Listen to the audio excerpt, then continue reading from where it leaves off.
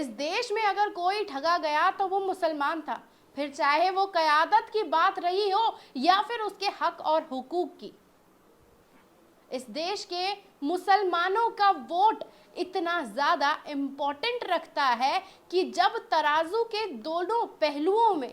वोटों की गिनती की जाती है तो तराजू के पहलू ही नहीं हिलते, पूरा का पूरा तराजू हिल जाता है मुसलमानों के वोट डाले जाने की वजह से। और इसी वोट के चलते जिस तरह से पूरी की पूरी सियासत मुसलमानों के इर्द गिर्द घूम रही है, उसी पर आज गंभीर चर्चा की जाएगी। इस चर्चा के बीच इस पर भी बात की जाएगी कि कैसे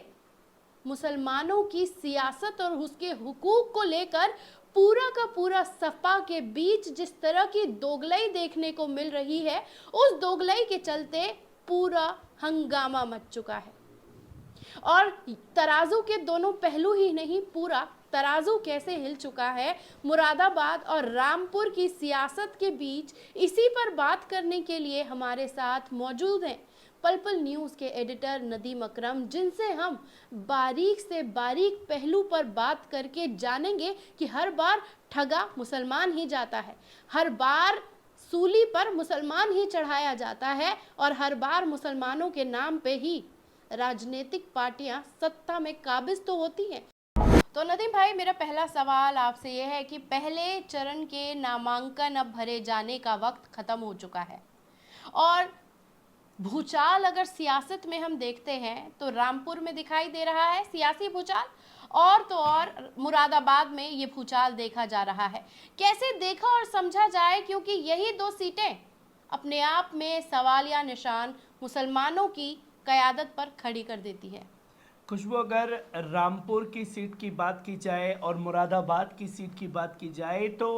मुझे ये दर्शकों को बताना ज़रूरी है कि 2019 के जब लोकसभा चुनाव हुए थे, जहां अखिलेश यादव ने दम भरा था कि वो 40 सीटें जीत सकते हैं, ये वो मुरादाबाद की सीट थी और ये वही रामपुर की सीट थी जहां पर पार्टी की जो वजूद है वो पार्टी का वजूद कम था। वहां पर उम्मीदवारों का कद जो है पार्टी से ज्यादा बड़ा था। आप रामपुर में आजम खान के गढ़ को देखिए, क्योंकि आजम खान चुनावी मैदान में 2019 में से, और 2019 में जब एक तरफा देश में लहर चल रही थी, खासतौर पर मोदी लहर में जब सब कुछ बड़ी बड़ी पार्टियां ध्वस्त हो गई थी, वहां ये उम्मीदवार अपनी जीत का परचम लहराते हैं और परचम भी ऐसा वैसा नहीं लहराते हैं। मतलब आजम खान अगर रामपुर से 2019 में जीतते हैं तो तकरीबन 1.5 से 2.5 लाख वोटों से जीतते हैं,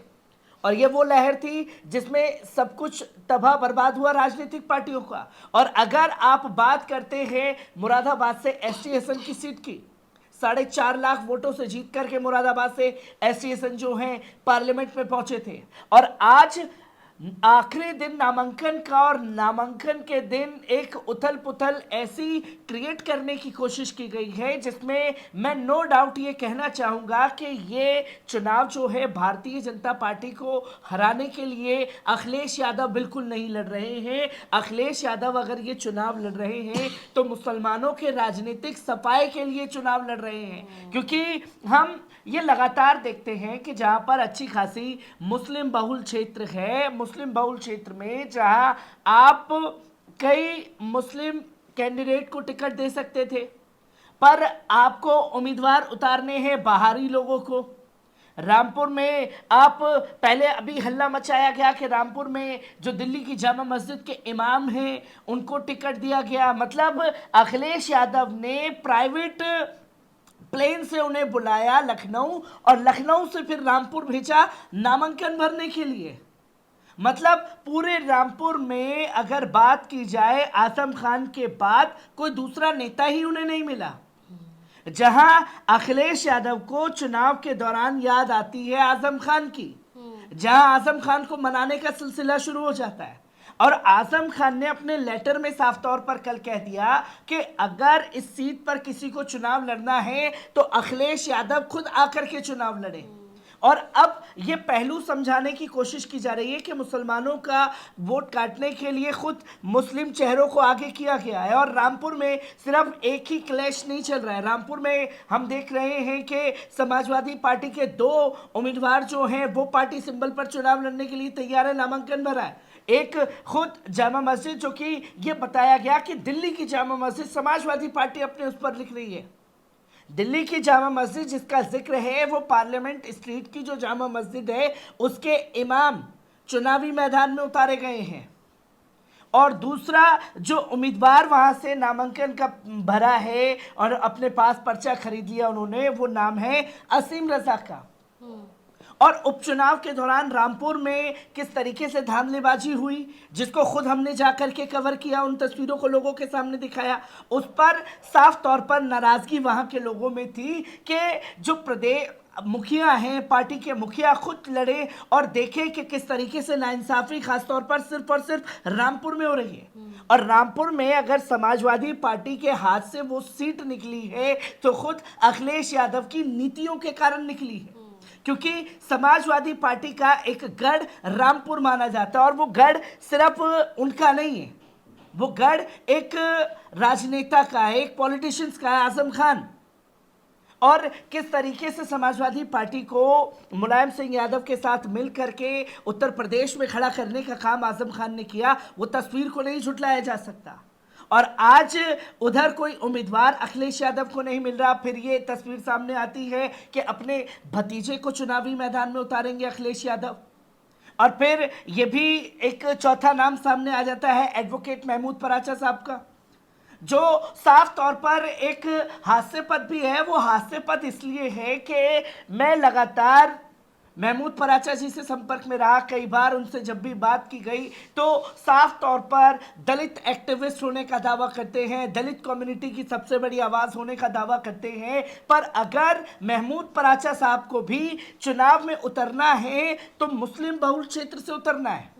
जहां मैं आपको एक डाटा भी बताना चाहूंगा रामपुर का, क्योंकि ये चुनाव जो है अगर सोचे कि भाजपा को हराने के लिए लड़ा जा रहा है, ये भाजपा को हराने के लिए नहीं बल्कि अब मुसलमानों का राजनीतिक सफाया कैसे हो इसके लिए खासतौर पर लड़ा जा रहा है। और मैं ये आपके सामने ये डाटा रखना चाहूंगा कि आखिरकार कहां कहां दलित की जो पॉपुलेशन है किस जगह पर ज़्यादा है, और रामपुर से ही क्यों खासतौर पर महमूद पराचा साहब को चुनाव लड़ना पड़ा, जहां उनके तमाम लोग वहां मीडिया कर्मियों से बात करके ये तो कह रहे हैं कि अखिलेश यादव जी को सलाह मशवरा करके अपने उम्मीदवारों को बढ़ाना चाहिए, जिसका पब्लिक फिगर सबसे ज़्यादा हो उसको चुनावी मैदान में उतारना चाहिए। अब पब्लिक फिगर तो 2019 के लोकसभा चुनाव में लोगों ने मुरादाबाद में भी देखा था,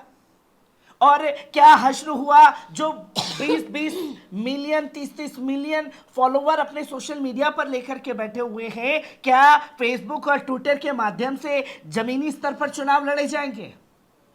वहां जब ऐसे उम्मीदवार चुनावी मैदान में उतर रहे हैं तो जमानतें जब्त हो रही हैं, अपनी राजनीतिक फजीहत जो है खुद कराने के लिए आगे आ रहे हैं। और मुझे यह सवाल है कि आखिरकार रामपुर की सीट को ही क्यों चुना गया, जो सवाल लगातार खड़े हो रहे हैं। और मैं ये आपको एक डाटा देना चाहूँगा कि अगर बात की जाए दलित आबादी की, जो दलित पॉपुलेशन है सबसे ज़्यादा सोनभद्र में 42% दलित आबादी है, कौशाम्बी में 36% है, सीतापुर में 32% है, हरदोई में, उन्नाव में, रायबरेली में, औरैया में, झांसी में, जालौन में, बहराइच, चित्रकूट, महुबा, मिर्जापुर, आजमगढ़, लखीमपुर खीरी, महामाया नगर, ये कानपुर देहात, ललितपुर, अंबेडकर नगर, ये वो दलित आबादी वाले क्षेत्र हैं जहां पर आप चुनाव लड़ सकते थे, पर यहां मुसलमानों के कंधों पर रख करके बंदूक चलानी है। यहां इसमें नुकसान किसी और का नहीं,